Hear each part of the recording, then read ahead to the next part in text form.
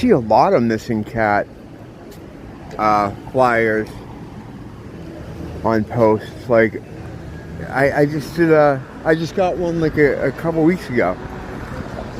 I did a little, it was part of the video that I did, and I stopped at one of those too.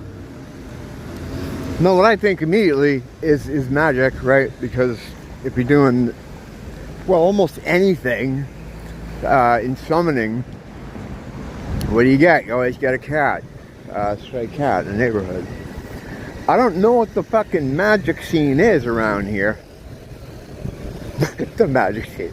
Like, it's like they all hang out at the coffee shop. Yeah, I've never met anyone here that is, I know they have magic shops, like, places that sell crystals and tarots and stuff like that. So, I mean, you can meet people there. But, I've never tried to make contact with, anyone in any kind of magic community. I was never like that. I was never interested in that, joining an order or anything like that. It's just, you know, I'm not that dedicated to one form or another to have that be interesting to me. But yeah, whenever I see those posts, it's instantly what I think. You know, it's sad, and hopefully they find their cats. But there's a lot of them. You know, a lot of those, especially lately. I don't know. I mean, it's probably not magic bait, you know, it's just lost cats in the neighborhood, but that's just what I think. I think a lot of weird shit, though. Speaking of black magic and sacrifice, this happened in the Hawaiian, was it State House? They have these things, wherever it is. This woman, a realtor from Florida, who has a home here in Waikiki for 10 years, called the Hawaiian language a dead language. Now, even if that's what you think, or that's what it's listed as, right, somewhere online, why would you say that to people? And it's not. People still speak it. A lot of words are, Hawaiian words are still used. It's incredibly ignorant to do that, especially in front of all the people, like right there. Crazy. Now, so immediately, I start looking at lineage. I start searching her last name. Now, it could be Hungarian Jewish or Hungarian Jewish. And it does matter. It does matter, because what happens is, and you already see it, it's going to be blamed on whitey. Like, because I've already heard so many people say, you know, you take our islands and you outlaw language, and that's the only reason why it's dead. I don't think it's outlawed, but I know in some places they had it like 5 or 6 years ago in court. They didn't let a guy who was in court testifying about something, they made him speak in English, which, I mean, if there's someone there that can understand Hawaiian, let them fucking speak Hawaiian. Jesus Christ. But they can't do it because they have to take every single thing from these people. That's how it is. They see them, right, as they do, as the beast sees everyone in these situations, whether it's the American Indians or whatever. They see them as the conquered. And as the conquered, they have to leave nothing for them. And they really haven't. They've stripped away everything from these people over the decades and longer, or a lot of decades. Everything that made their culture what it was. I talk about it a lot too when you walk around even the tourist areas that I do. If it wasn't for the palm trees, you wouldn't fucking know you're in Hawaii. Especially with the post-COVID influx of migrants. It looks like any shitty city USA. Parts of it. It's too bad. And the fucking way they kicked out a lot of the islanders. You know, the whole COVID thing where people had to leave the island, that was mostly generational islanders. Samoan, Maori, Vietnamese, people that, Filipino, people that have lived here and have family here for generations were the ones hardest hit by that whole thing. Not white people, because white people and Asian people as well, if they're living here, it means they moved here, so they have some kind of money, they have some sort of, you know, safety net. Whereas a lot of the families that have been here for generations, the place got popular and expensive around them. You know, they just always lived here, so they got squeezed out. Now, the thing about the conquered thing, you hear a lot, like, how they stole the island and stuff. They didn't really steal the islands. It's war, you know, it's warfare. Same thing with the American Indians, the alleged American frontier, which is really just a story. And it makes me think about how much of this, about this situation is true. As the more I uncover parts of history, just different parts of history that are fraudulent or like embellished in some way. In any case, it's the conquered. It's being conquered. It wasn't like someone came in with the ski mask on and just boop. That's nothing was stolen. It's conquered. Doesn't make it any better for the people whose home it is. But that's just that's the only thing I'll give the situation on the beast side. And it is the beast, and that's why this matters, because it's going to be blamed on Whitey, because Jews have white skin, and most non-white skinned people don't really have the time or inclination to learn the difference. They just see, you know, they just see the skin color and that's it, which is actually pretty racist if you think about it. But actually, white skinned people are the least racist people. You know, I was thinking about that the other day, listening to someone talking about black allies. Like, it was a black guy talking about this. He's like, who do the blacks have on their side? And there was just a lot of silence. And he goes, white people. That's it. They're the only ones that like us. And it's true. Asians make no fucking bones about how they dislike Africans, straight up. They just don't like them, and they're unapologetic about it. And that goes for almost all other groups in the world. Like the only ones who give them the time of day or try to help or be nice or welcoming to them are fucking white-skinned Europeans. And black people are constantly telling them how terrible they are. If they didn't have us to help them, they wouldn't have anyone. I mean, they wouldn't have anyone on their side.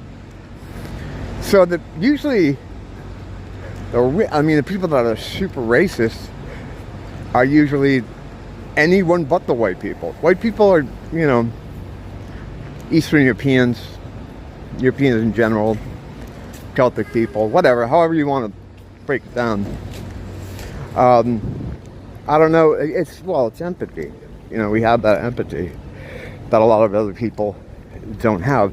Not because they're just mean or something, they just don't have it because of brain structure. The brain, if you learned about the brain, differences between the architecture of the brain, between peoples of the world, it would really open your eyes as to why things are the way they are. It makes a huge difference. Looks like they're doing some work on the old ice palace. We used to call that the ice palace because it was a hangout for all the meth heads. It was kind of abandoned when I first moved in here. Or it wasn't, the offices weren't rented out. I think there was a couple in the first floor, but they were only open during the day. And so all the meth heads would hang around there. And they had a way to get in there. And which I think the police let them in there because there was a whole sting operation going on there at the time when they moved in there. There were undercovers pretending to be street people. I didn't catch on to that immediately, but I was definitely suspicious early on. That's a whole nother story though, for another day. I save all the more interesting stuff for another day. But the going back to the situation there with the woman in was it Congress, I guess you'd call that? I don't even know. But her comments about the dead language thing. Even if you felt that way, right? Why would you choose to fucking say it there and then double down on it? It's just an asshole move. It's an asshole move that makes people like me look bad. You know, that they always do that. That's like the trick. You know, because they have white skin, they do evil shit. And you see this with like Jewish celebrities. They're always like, as a white man, or we white people really need to shut up, or we whites just don't understand how to be racially sensitive. And then as soon as like something pops up with Gaza, here there goes the mystery machine. Something pops up with Gaza, and it's like, as a Jewish man, as a Jew myself, and then they do that. So it's like a little thing they do, where they do all kinds of evil shit, and then it gets blamed on white. Just like the islands here, like I was talking about earlier, like the conquering of the islands. No Eastern European Caucasian had any use for this place. We have everything that's here on the mainland in plentiful supply. I mean, there's nothing here that we would need as a nation. It's a size of a postage stamp, like in the overall size, geography. But they needed it, the beast needed it, for military applications. It's a nice spot in the middle of the Pacific. We can scramble military to go to different, you know, nations. Maybe if you want to pop over to Japan or something, it's right there. So they needed it. And the beast is a cabal of many different people under him. One kind of person that's not involved are Caucasians, because this is a blood thing. There ain't no fucking white people in Satan's cabal. They're not allowed in there, you know? And you say, well, what about all these Freemasons and stuff? That's just a lower ring of the whole thing, for the most part. Like, there are, of course, some powerful Masons, but no one is getting into the higher group that makes the decisions, like what fucking country to take over or invade. There's no white people in there. You know, especially, and me especially, like, I'm Irish. Like, my ancestors came here off the boats. My great-grandparents came off the boats. They have nothing to do with the decision making when it comes to conquering anything, or the alleged North American slave trade. I say alleged because it's a whole nother story that I don't know if I even have the time to get into right now. But yeah, don't. The whole thing is, history is an interesting story. But yeah, we weren't even around for that stuff. If anything, the opposite for us happened, and I'll tell you what that is in 1 second.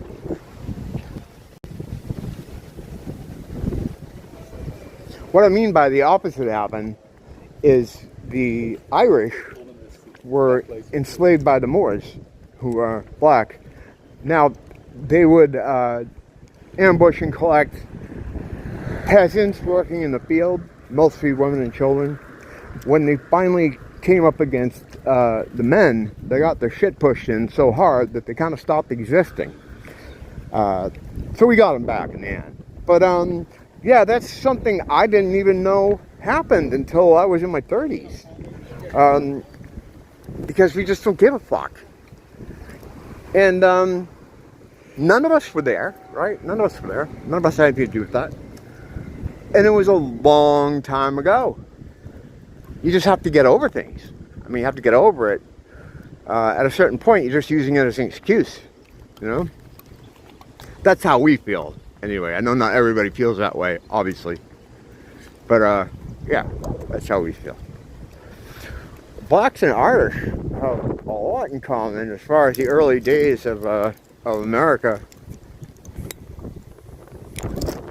We were treated the same, basically. Famously, the old signs on storefronts, no blacks, no dogs, no Irish. In fact, that was the name of Johnny Rotten's book, John Lydon, his autobiography. No blacks, no dogs, no Irish. There's a lot of parallels between the blacks and the Irish. And in fact, Europeans call us the ends of Europe, or also potato ends, which it's not nice, but that's what they do. We're considered just barely Caucasian, like we slide in just over the line. And it took a while for the Irish to acclimate themselves in America. A lot of Irish people changed their last names. They took the O out of it, or things that made them sound Irish to assimilate so that they could fit in better. Can you imagine that? People used to try to do that in America. They used to try to fit in. That's crazy, right? I mean, now people move here and they bring like a part of their country with them, and just, well, what are you going to do? That's just, things degrade over time. Also, they're a different type of people, as well. Were the Irish the last sort of white people to migrate here? White-skinned people? I think so. But at any rate, we had nothing to do with the Hawaiian Island takeover. It was the beast, his cabal, and his cabal on those levels that decide what's going to be invaded or what kind of war is going to start where, has 0 Caucasians in it. From what I understand, from what I know to be true, from what I picked up on. Because it's a bloodline thing. None of them share, no Caucasian has that bloodline. And that would allow them to be part of the inner circle. Jews do, of course, obviously. But you can't, that's why I always caution people who do that, it's the Jews thing. The Jews. It's like, well, yes, it is, but also, it's a lot of different elements. A lot of different elements, some of which we'll never see. Some of which we're not going to be able to see. And that's just how it is. Again, it's a thing of you can't do much about it, you just have to endure. And endure we will. I think that's it. That's it for right now, anyway. I appreciate you guys coming by. Oh, the thing, my comments, right? I'll log into my Creator Suite thing, and it happens fairly often where I'll get a bunch of comments of like, oh, this must be for the latest video. No, it's from like 5 weeks ago. 5 weeks ago, over a month later, I get some stuff. Now, there's a theory as to why I think this happens. I mean, it keeps the engagement down, because if comments show up on a video, it helps engagement. And if I respond to someone, maybe have a conversation with them, which I like to do in the comments, it creates more engagement. So if they don't show the comments until, a long time later, the video is going to get the most seen within the first 24 hours. After that, it's on a declining thing. So if they hold the comments, then that kills a lot of possibility for more engagement, which is fine. I don't really care. The only thing that sucks about it is I'll get these old comments, and I love to talk to people in the comments about what I'm currently talking about in the video. But reading some of these, I'm like, I want to respond to them, but I'm like, what the fuck was this from? What was I talking about even? I have to go look, and then it's not really fresh in my mind. It's not the topic of the day anymore. It's the topic of a month ago. So it sucks. But yeah, so if you post something, you post a comment, which I'm always grateful for, and it doesn't show up, it's not me. Because I've had other people ask me, like, why'd you erase my comments? Like, it didn't even get posted probably. Or also, if you make a comment and I don't respond, it's not that I didn't respond. I have a little thing on my phone, a little alert thing, that as soon as I get one, it tells me, and I usually go right to it and respond. Like, you know, seconds later, a minute later, I always respond, and right away. So if I don't, it means you're lost in the laundry basket. But whatever, we're gonna prevail. It's gonna be fine. God gives you what you can handle, and that's how it is. You know, at a certain point, I started to get the idea that just let God do what God sees fit, and roll with it. You know, I mean, I'm not saying you don't have free will. It's in a determinism type of thing, of course, but He'll give you a lead. And sometimes if He thinks you're not ready for something, or if you are ready for something, He'll subtly put His hand in there and move things around. I've had it happen so many times, especially when you open up that channel to Him. You know, if you don't have a channel open to Him, that doesn't really happen. You know, it can't, because it's like you got to give Him permission to come into your life, you know. This guy going probably right where I'm standing. You know how it is. Truman Show situation. Oh, this guy's not even going here. But yeah, you have to have an open dialogue with Him. And if you don't open that up, then He can't really help you, you know. So talk to Him. He's always there. He's waiting. He's sitting beside you going, oh, He is coming in here. Ah, Truman Show. Now, He can't come on here, right? There's no need to come on here. You can't. All right, I'm safe here. But, yeah, it's like He's sitting in the room with you all the time, just awkwardly looking at you, you know? Just like staring at you. He wants you to say something, to just open that dialogue. So, and you can do it in any way you want. You know, you could do it the way I do it, which is talk out loud, although they say not to do that because then demons get to hear everything, but fuck demons, but, you know how I feel about them. But any way you want to do it, you got to do it. And once you get that channel open, the blessings will come. The little pushes back on the road or the scoots off the road will come. I know, because it happened to me. And the more you talk to Him, the more you keep that dialogue open, the more blessings and the more guidance. And it's a great thing, you know. I just wish I hadn't taken so many years out of my life that I didn't have that. But if I didn't spend that time in those years lost in the fucking wasteland, then I wouldn't be able to arrive where I am now, which is exactly where I need to be. So again, thanks for dropping in. Until next time, don't blame the teacher, blame the school.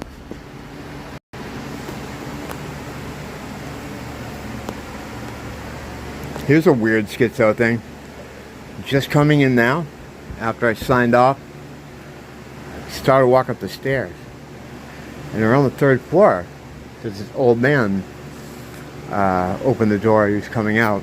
We have a door on the stairwell on the 3rd floor. And he helped me in.